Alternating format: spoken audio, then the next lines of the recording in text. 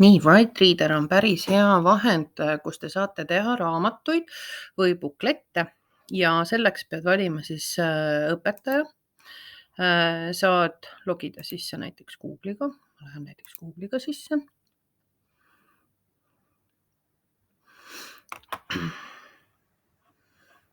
Nii, ja siis sa valid endale klassi. Näiteks minul on siin 3 klassi, ma olen kasutanud seda siis ülikooliga ja 12. klassiga ja siit ma saan valida uue klassi, panen näiteks klassi algajad. Nii, ja siis avan selle klassi. Selleks, et õpilased saaksid siia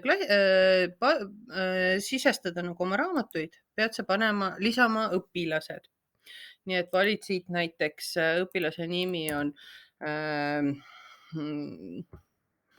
paneme Anu. Nii, ta annab talle kohe siis nimetuse ka ja ongi juba olemas. No, kus ta kadus nüüd? Anu. Nii. Nii. Ja siin on Anu olemas siis.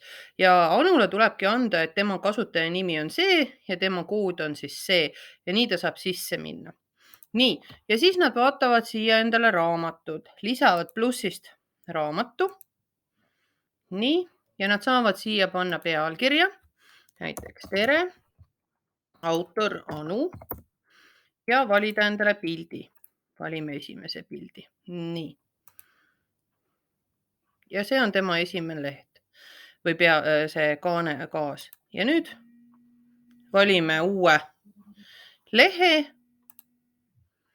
ja siia ta saab kirjutada. Tere, minu nimi on Anu. Nii. Ja õpetaja näeb siis, mida ta kõike teeb ja saab kommenteerida siia. Näiteks õpetaja ütleb tere. Ehk siis tasuta versiooniga saab tegelikult päris palju asju teha. Ja mina lasen lastel siia kirjutada, päevikut pidada näiteks. Nii et see on päris tore selline nii-öelda projekt võib olla.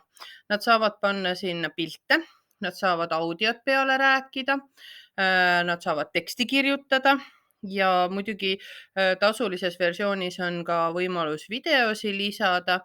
Nii et proovige seda.